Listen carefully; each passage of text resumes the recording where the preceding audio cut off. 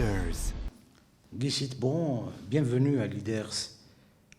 Pour vous présenter brièvement au public, je dirais tout d'abord que vous êtes né à Monastir, que vous êtes resté attaché à votre pays d'origine, la Tunisie, où vous comptez de nombreux amis, que vous êtes connu pour votre longue et brillante carrière journalistique. Vous étiez, lorsque vous étiez jeune, correspondant du journal Le Monde à Tunis. Vous écriviez l'éditorial du journal La Presse jusqu'à 1960. Puis, vous êtes journaliste au Nouvel Observateur, dont vous êtes le correspondant pendant au moins 6 ans à Moscou. Et vous avez aussi collaboré à Jeune Afrique, à plusieurs revues, dont la revue Marianne et le Collier de l'Atlas et notre revue Leaders. Comment, Guy Citbon, vous avez vécu ce moment tragique, savoir les attentats du 13 novembre dernier à Paris? J'étais en train de dîner avec une amie, une artiste américaine, new-yorkaise, qui était de passage à Paris, à Montmartre, et nous allions au garage reprendre la voiture, et là, brusquement, son téléphone et le mien ont signalé l'arrivée de SMS, d'un torrent de SMS. Ces SMS venaient du monde entier. Et partout, de partout, on nous demandait comment ça va, comment ça va. Et on ne savait pas les raisons de cette inquiétude autour de nous. Très vite, le garagiste nous dira ce qui s'était passé, c'est-à-dire les attentats. Et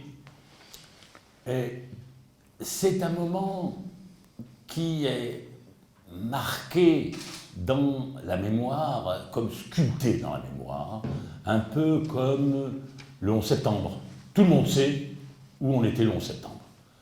Je peux vous dire, j'étais à tel endroit, j'étais à Moscou, dans telle rue, à tel endroit, lorsque on me téléphone et on me dit le 11 septembre, ma fille était à New York, dans un grand building, c'est vous dire, dans les cas, on se souvient de ça. On se souvient de la mort des gens de mon âge, se souvient de la mort de JFK, de Kennedy. Le jour, la minute à laquelle ils ont appris, la seconde à laquelle ils ont appris l'assassinat de Kennedy. De la même manière, on se souviendra du 13 novembre à Paris. Et moi, c'est comme ça que je l'ai vécu. Est-ce que vous étiez personnellement surpris par ces attentats-là? Absolument pas. On les attendait. Et d'ailleurs, dans ce repas-là, avec cette artiste américaine, elle me demandait, il fallait bien meubler la conversation, alors, Paris, Charlie, est-ce que vous craignez qu'il y en ait de nouveaux attentats? Et ma réponse, 1 heure avant d'apprendre les attentats, était « je m'étonne qu'il n'y en ait pas eu encore, qu'il n'y ait pas eu encore des attentats à Paris, il en viendra sûrement, 1 heure après, il y en avait. » Donc, le contraire de la surprise. Et pour tout le monde, pour les services officiels, pour le monde à l'étranger, tout le monde savait que la France, Paris, était sous la menace d'événements majeurs, d'attentats terroristes de grande ampleur. On les a eus, ce qui était attendu est venu. Pourquoi? Est-ce du fait de l'internationalisation du phénomène du terrorisme? Ou est-ce que la France est particulièrement la cible d'attentats terroristes? Les Français refusent l'explication, la véritable explication. Ils la refusent, ils disent la barbarie contre la civilisation. C'est notre liberté qui a été visée. Et je peux le dire, je soutiens la France en toute matière. C'est pas vrai, ils se trompent. La France, nous avons été visés parce que nous sommes en guerre. Parce que nous sommes en guerre contre Daesh en particulier. Nous bombardons, nous avons des avions qui partent des Émirats arabes unis, de Jordanie, et maintenant, très bientôt, d'un porte-avions, du porte-avions Charles de Gaulle, dirigé contre l'État islamique. Et nous sommes les deuxièmes intervenants après les États-Unis. Les États-Unis sont visés, ils ont de la chance. Jusqu'à présent, pour beaucoup de raisons, Daesh ne réussit pas ce qu'il peut réussir en France, des raisons sur lesquelles on pourrait revenir. Et nous avons... Les attentats sont une riposte à notre action, légitime ou non, la question n'est pas là, mais ils sont une riposte à notre action. Cela ne justifie en rien et n'enlève en rien la barbarie des actes qui ont été commis, ce n'enlève en rien la douleur qui est la nôtre, ni la riposte qui doit être donnée, mais la vérité c'est ça. C'est que nous sommes les deuxièmes intervenants dans cette guerre contre Daesh. Et ils ont riposté. Certains pourraient dire, c'est de bonne guerre. Je dirais, si c'est de bonne guerre, c'est vraiment idiot de leur part. S'attaquer comme ils l'ont fait à la France dans ces conditions-là, c'est s'attirer la belligérance multipliée, et de la France et de bien des pays. Je dirais que de leur part, c'est une bêtise aussi énorme que la douleur qui est la nôtre. Il y a une coalition qui est en train de se mettre en place pour s'attaquer à Daesh en Syrie, en Irak. Pensez-vous que les opérations vont être efficaces, que Daesh va être anéanti? Efficace, un bombardement peut toujours l'être. La mise en place de cette coalition pose de larges problèmes. La France, le président de la République, a fait fonctionner un article de la traité de communauté européenne qui stipule que tout pays agressé peut faire appel à ses voisins européens pour venir à son secours. Oui, cet article existe. Les Européens concernés n'ont pas vraiment écouté cet appel. L'Allemagne a une toute autre vision de la chose. Elle veut s'impliquer le moins possible. L'Italie, l'Espagne, tous ont dit de bonnes paroles, mais rien de concret. Cette coalition aura beaucoup de mal à se mettre en place. On peut parler, non pas d'une coalition, mais d'une convergence militaire entre la Russie, la France et sur la pointe des pieds les États-Unis. Mais quand même, les États-Unis, car quand ils sont sur la pointe des pieds, les États-Unis, c'est déjà beaucoup. Et donc, en Orient même, il y a l'Iran, qui est dans cette convergence, à défaut d'être une coalition. La Turquie, qui commence à être sur cette ligne, ce qui n'a pas été toujours la sienne.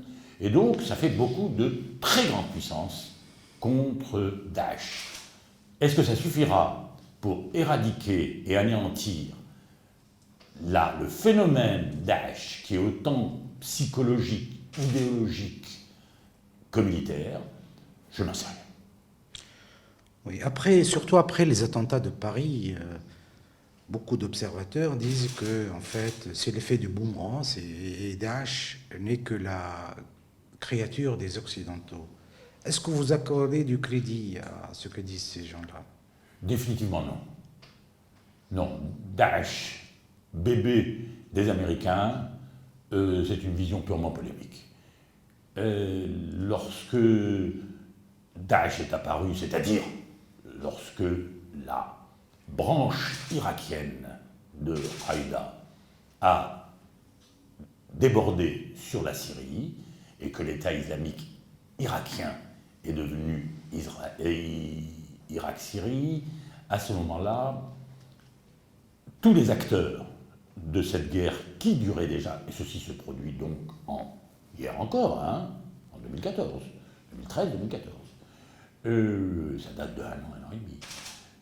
À ce moment-là, tous les acteurs étaient ravis de voir apparaître ce nouvel intervenant qui mettait à mal ses ennemis. Ainsi, la Syrie, Bachar al-Assad, était ravi de voir Daesh apparaître et a libéré massivement tous les qaïdistes, 6000, c'est énorme, qu'il détenait, pour renforcer Daesh. Est-ce qu'on peut dire que Bachar al-Assad est responsable? Est-ce qu'on dit que Bachar al-Assad est responsable de la création de Daesh? Non, on ne dit pas. On dit l'Amérique. Oui, l'Amérique a pensé aussi que l'apparition de Daesh, ce nouvel acteur microscopique à l'époque, irait dans leur sens. Tout le monde l'a pensé. Israël l'a pensé. Tout le monde a pensé que c'était une bonne affaire pour eux. Donc, Daesh n'est pas plus le bébé des États-Unis qu'il n'est le bébé de tous les autres intervenants de la région. Mais entre-temps, le bébé a grandi. Il occupe de larges parties du territoire irakien, aussi syrien, et il contrôle donc les gisements de pétrole. Et François Hollande, lorsqu'il a parlé des attentats du 13 novembre, a cité un État. Il voulait parler de Daesh. Oui, Daesh, aujourd'hui, contrôle un territoire aussi grand que la Grande-Bretagne. Pas mal. Et la population, c'est généralement désertique, sauf la grande ville de Mossoul, et Raqqa en Syrie, qui n'est pas une ville d'importance mondiale, et Palmyre, ce qui commence à faire de la ville, là aussi.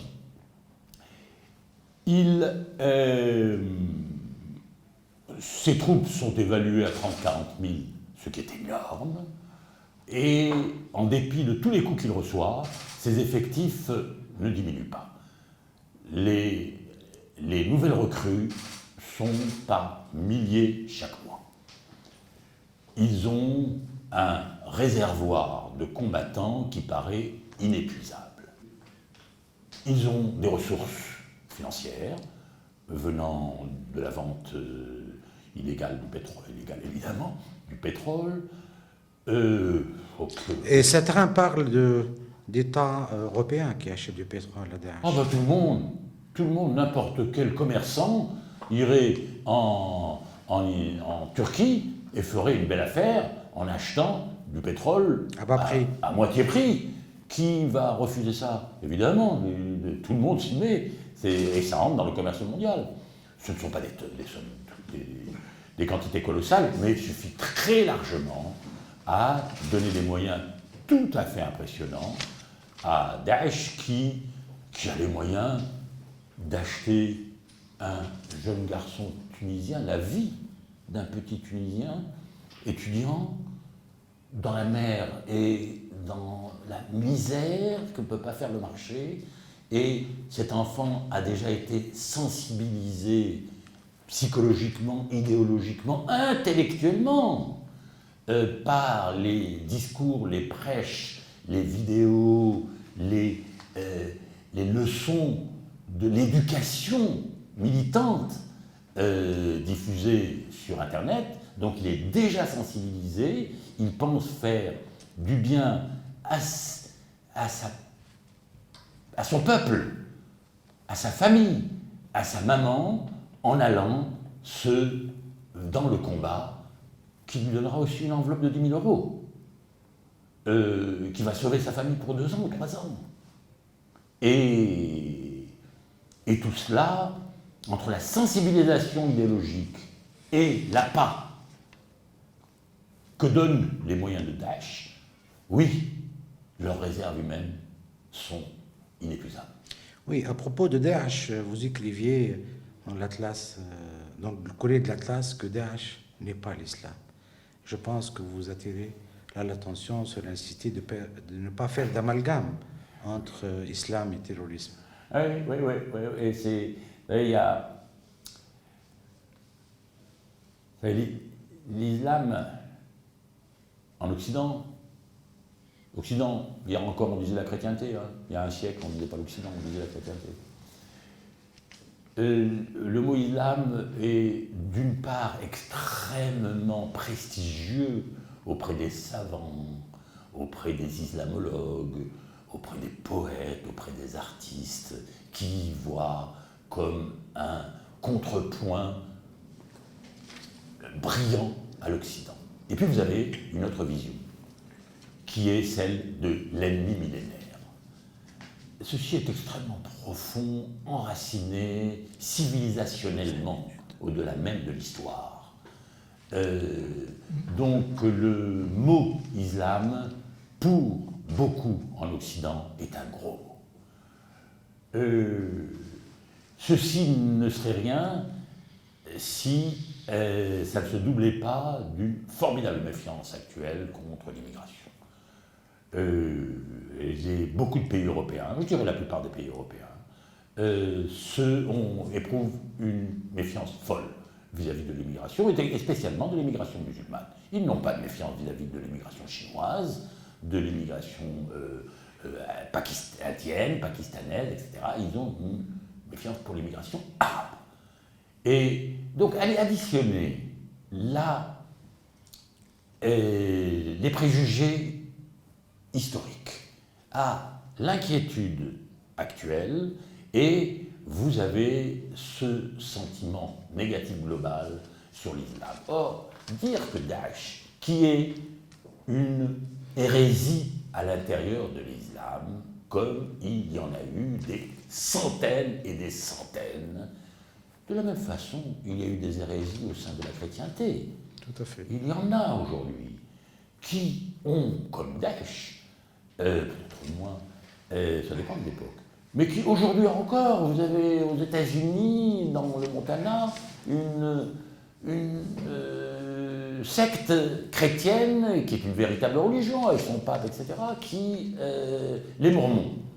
Ils inspirent une répulsion folle à l'ensemble de la chrétienté. Personne ne dirait que les évangiles sont responsables du comportement dégoûtant, selon les chrétiens, du comportement dégoûtant des Mormons. Personne ne dirait que les évangiles en sont responsables. Chez les Juifs, vous aviez eu dans l'histoire, et vous avez dans l'actualité aussi, des sectes qui sont d'une cruauté